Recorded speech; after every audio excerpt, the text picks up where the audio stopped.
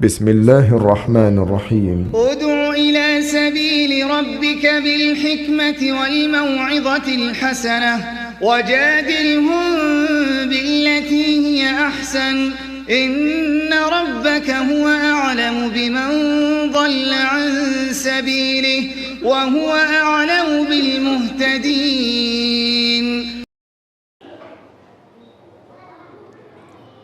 إن الحمد لله نحمده ونستعينه ونستغفره ونعوذ بالله من شرور أنفسنا ومن سيئات أعمالنا من يهد الله فلا مضل له ومن يضلله فلا هادي له أشهد أن لا إله إلا الله وحده لا شريك له وأشهد أن محمدا عبده ورسوله وحبيبه وحليله صلوات ربي وسلامه وبركاته عليه وعلى آله وأصحابه أجمعين. أما بعد فيا عباد الله اتقوا الله حق تقاته ولا تموتن إلا وأنتم مسلمون. معاشر المسلمين وجمرة الصالحين rahimani wa rahimakumullah. Bapak-bapak dan saudara-saudaraku, para jamaah Masjid Nurul Jamal, para tamu-tamu Allah, calon-calon penghuni surga Allah Subhanahu wa Ta'ala yang terhormat. Bersyukurlah kita kepada Allah Subhanahu wa Ta'ala karena di kesempatan Jumat ini saya, Bapak dan Saudara, diberi kelembutan pendengaran untuk merespon panggilan Allah Subhanahu wa Ta'ala yang berkumandang lewat panggilan suara azan. Datang bersimpuh di tempat ini untuk mendengarkan firman-firman Allah yang disampaikan oleh khatib lewat mimbar yang sakral dan terhormat ini. Tentu kita tidak punya niat yang lain kecuali bersama-sama ingin mendapatkan keridhaan dari Allah Subhanahu wa Ta'ala. Karena itu kita rela meluangkan waktu kita. Kita melepaskan seluruh aktivitas duniawi kita. Sejenak bersimpuh, ruku dan sujud bersama. Kemudian menadahkan tangan kepada Allah Sang Pencipta alam semesta, agar seluruh doa-doa yang kita panjatkan kiranya ditabungkan olehnya. Dan saya berharap setelah kita keluar dari mimbar yang terhormat ini, dari rumah Allah yang sangat mulia ini, Allah akan pertemukan kita kembali di hari kemudian nanti, di hari kiamat, di dalam surganya Allah Subhanahu wa Ta'ala. Amin ya rabbal alamin. Salawat dan salam untuk Rasulullah junjungan kita Nabi Muhammad sallallahu alaihi wasallam bersama segenap keluarganya, para sahabatnya, serta seluruh pengikut-pengikut beliau, termasuk saya, Bapak dan saudara-saudara sekalian. Mudah-mudahan di hari kiamat nanti kita semua akan mendapatkan syafaatul uzmahnya. Amin ya rabbal alamin. Ma'asyiral muslimin wa jumratus sholihin rahimani wa rahimakumullah. Dalam Al-Qur'anul Karim, surat yang ke-7, surat Al-A'raf, pada ayat yang ke-179, Allah menegaskan sebuah statement. Walaqad zara'na li jahannama katsiran minal jinni wal ins. Dan aku, kata Allah, akan memenuhi penduduk neraka jahanam itu dengan bangsa jin dan manusia. Bangsa jin dan manusia yang seperti apakah yang akan memenuhi neraka jahanam yang diciptakan oleh Allah? Allah lalu menjelaskan, jin dan manusia yang lahum qulubun la yafqahuna biha. Mereka diberikan akal, mereka diberikan hati, tapi mereka tidak menggunakan akal dan perasaannya untuk merespon dan memikirkan tanda-tanda keesaan dan kebesaran Allah Subhanahu wa ta'ala. Termasuk tanda-tanda kebesaran Allah yang ada pada diri mereka sendiri. Mereka lupa. Saudara, ingin saya ajak kita untuk berpikir. Kita adalah makhluk yang lemah dan tak berdaya. Siapakah yang membuat jantung kita berdenyut? Tentu kita akan sepakat jawabnya adalah Allah. Mulut kita bisa bicara karena Allah. Telinga kita bisa mendengar karena Allah. Mata kita bisa melihat karena Allah. Organ tubuh kita bisa bergerak. Semua itu karena Allah. Tetapi berapa banyak orang yang mensyukuri anugerah Allah itu. Dia tahu matanya bisa melihat karena nikmat Allah. Tetapi dia tidak pernah mau bersujud kepada Allah Subhanahu wa ta'ala. Inilah orang yang paling dibenci oleh Allah karena tidak tahu berterima kasih kepada Allah Subhanahu wa ta'ala. Yang kedua, lahum a'yunun. Mereka itu dikasih dua mata, tetapi mereka tidak menggunakan matanya untuk melihat bukti-bukti dan tanda-tanda kebesaran Allah Subhanahu wa ta'ala. Walahum adhanun la yasma'una biha.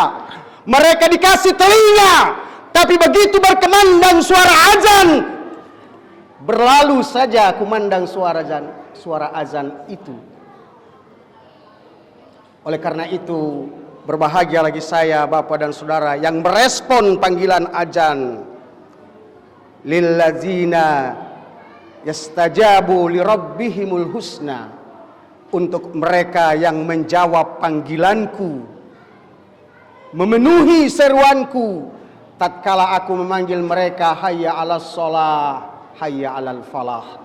Untuk mereka akan Allah sediakan kehidupan yang sangat indah, kehidupan yang lebih nyaman, melebihi kenyamanan hidup yang mereka rasakan di dunia.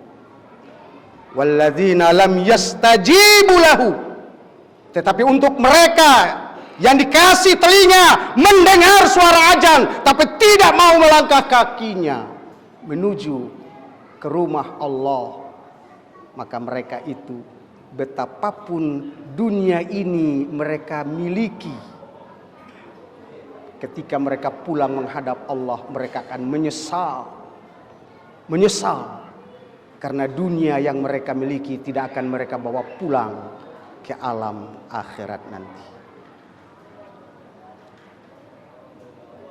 Orang-orang yang tidak menjawab panggilan Allah, punya telinga tapi tidak mau mendengarkan panggilan Allah, punya mata tapi tidak pernah mau membaca ayat-ayat Allah, baik yang tersurat maupun yang tersirat, ayat-ayat kauniyah maupun kauliyah.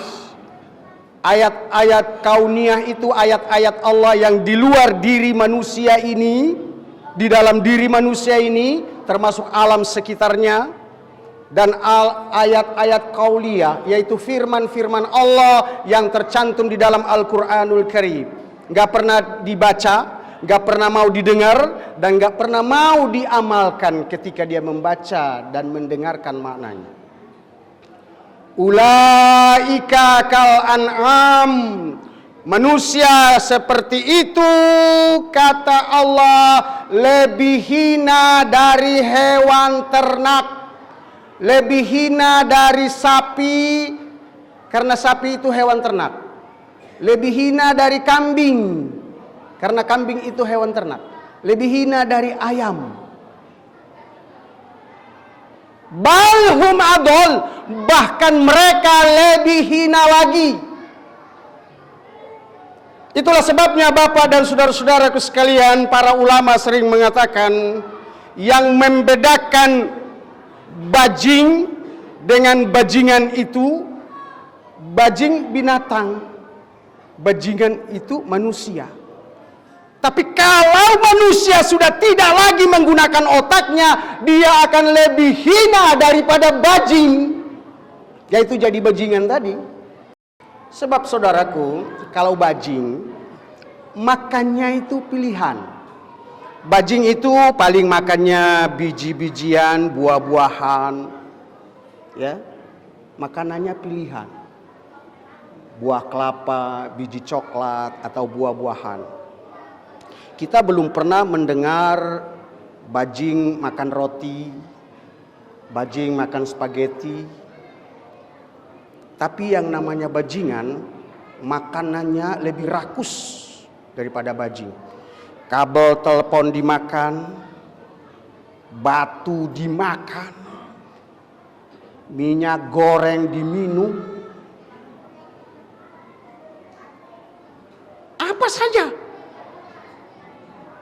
Pokoknya yang penting jadi uang itu dimakan. Itu bajingan. Ulaika, mereka itu seperti hewan ternak, balhum adol, bahkan lebih sesat daripada hewan ternak, lebih sadis daripada hewan. Saudara, sesadis-sadisnya seekor singa, kita belum pernah mendengar singa makan singa. Sebuas-buasnya seekor macan, kita belum pernah mendengar macan makan macan. Tetapi manusia, karena rakusnya, berapa banyak manusia makan manusia. Jangankan orang lain, ajudannya sendiri dimakan. Itulah manusia yang sadis, melebihi sadisnya hewan buas.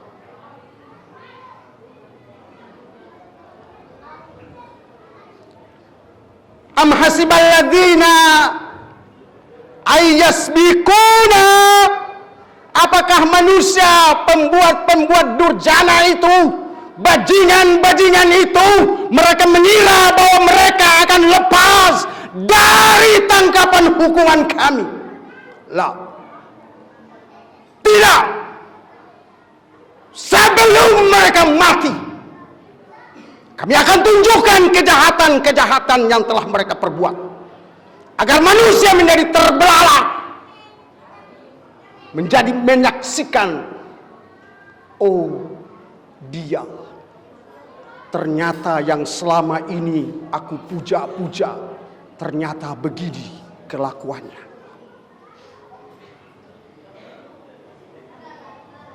Terbuka.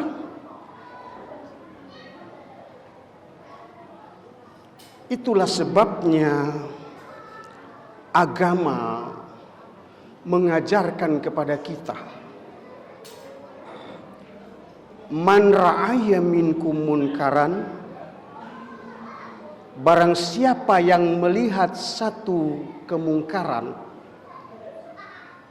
falyughayyirhu biyadihi, maka hendaklah dia merubah dengan tangannya. Nah, untuk mengubah dengan tangannya ini tentu saja sesuai dengan kompetensi kita masing-masing. Yang dimaksud dengan mengubah dengan tangan ini adalah mengubah dengan kekuasaan ataupun jabatan.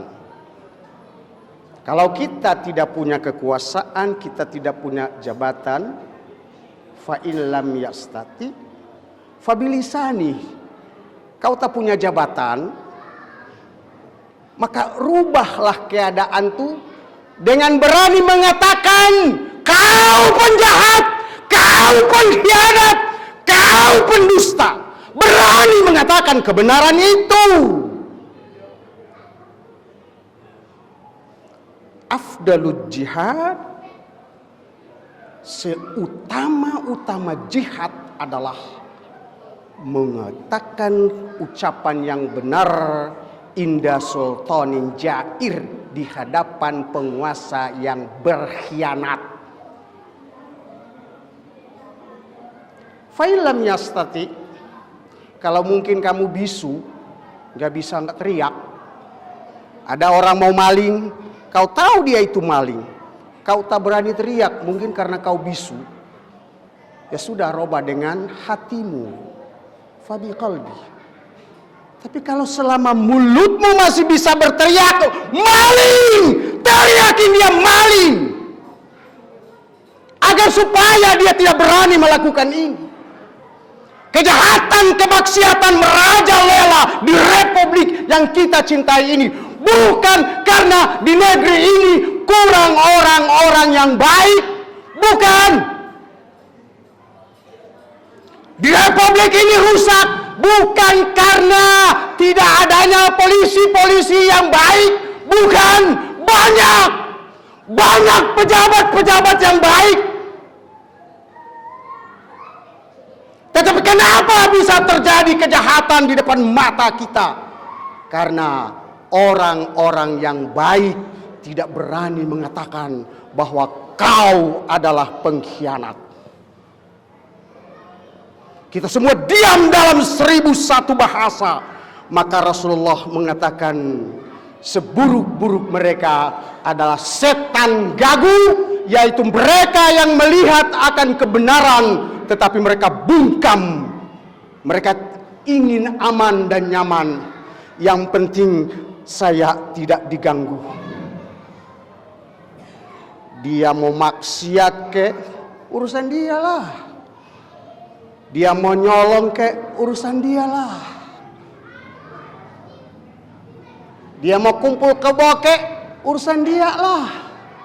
Yang penting saya jadi orang baik, saya rajin sholat, saya rajin ngaji, saya rajin puasa, saya rajin zikir, saya ikut pengajian setiap minggu, aman, saya ganggu orang, ya udah aman. Islam is not the religion for the mosque. Islam ini bukanlah agama yang hanya mengajari kita di masjid tentang sholat. But Islam is the struggling religion in your life.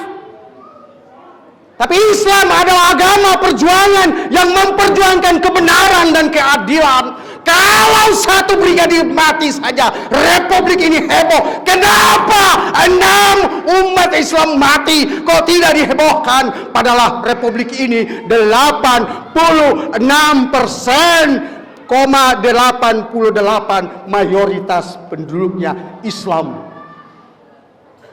Kenapa? Karena kita takut untuk bersuara. Maka saatnya Bapak dan saudara-saudaraku sekalian, kalau kita ingin bangsa ini ke depan lebih baik, marilah kita cari dan kita pilih orang-orang yang terbaik, baik di lingkungan kita, di tengah masyarakat kita, maupun kapan saja, di mana saja kita berada, sesuai dengan tata cara yang diatur oleh ketentuan hukum di negeri ini. Inna minan nasi nasan. Sesungguhnya di tengah-tengah manusia itu nasan, ada orang. Mafatihul lil khairi, yang diberi kemampuan oleh Allah untuk bisa membuka pintu-pintu kebaikan dan mengunci pintu-pintu kejahatan. Wa inna minan nasi nasan, dan sesungguhnya ada di tengah-tengah manusia itu ada orang yang diberikan kemampuan untuk mengunci pintu-pintu kebaikan dan membuka pintu-pintu kejahatan. Ini kata Rasulullah. Jadi ketika nanti dia naik, jadi apapun dia, karena dia bisa membuka pintu kebaikan, majelis taklim yang tadinya tutup, dia buka pengajian, buka selebar-lebarnya pintu-pintu kebaikan. Tapi ada pemimpin yang begitu dia naik, majelis taklim gak boleh, ini gak boleh. Itu namanya pengunci kebaikan. Fatuba, maka berbahagialah jikalau kalian mempunyai pemimpin yang bisa membuka pada pintu kebaikan. Sepanjang hidup kita tinggal melihat siapa yang telah terbaik memimpin kita. Dan sebagai penutup, saya ingin menyampaikan, wal mu'minuna wal mu'minatu ba'duhum ba'dha. Orang beriman, baik laki-laki maupun perempuan, mereka akan saling tolong menolong. Dalam berbuat kebaikan, ya'muruna bil ma'ruf, mengajak orang berbuat baik, mencegah orang berbuat jahat. Sebaliknya, wal munafiquna wal munafiqat, orang-orang munafik, mereka pun saling bela, mereka pun saling tolong dalam melarang orang berbuat baik dan mengajak orang untuk berbuat maksiat. Jadi itu bedanya orang benar dan orang enggak benar. Saya, bapak dan saudara mau menempatkan diri pada posisi yang mana? Tapi yang jelas, kalau ada orang-orang yang baik, orang-orang yang benar, yang mau berbuat untuk kepentingan kemanusiaan dan umat Islam, maka orang-orang yang tidak suka pasti akan menjelek-jelekannya, memburuk-burukannya. Dan kalau ada pemimpin kita yang betul-betul membela kepada kita umat Islam yang mayoritas di Republik ini, lalu dihina, dicela dan direndahkan oleh orang lain, jangan begitu mudah percaya akan kejahatan dan keburukan mulutnya. Liyutfi'u nurallah. Mereka tidak suka orang-orang yang beriman itu di bumi Allah ini. Mereka jelekkan dengan mulut-mulut mereka, propaganda-propaganda mereka. Mereka akan berkata, pemimpin ini adalah radikal, pemimpin ini adalah begini, pemimpin ini adalah kadrun, pemimpin ini nggak punya jasa, omong doang. Walaupun ada bukti-bukti dia tunjukkan, tetap saja mereka yang tidak suka dengan Islam pasti akan menjelekkan. Barakallahu li wa lakum fil Qur'anil azim wa iyyakum bima fi minal ayati waz zikril hakim wa taqabbal minni wa minkum tilawatahu innahu huwal ghafurur rahim.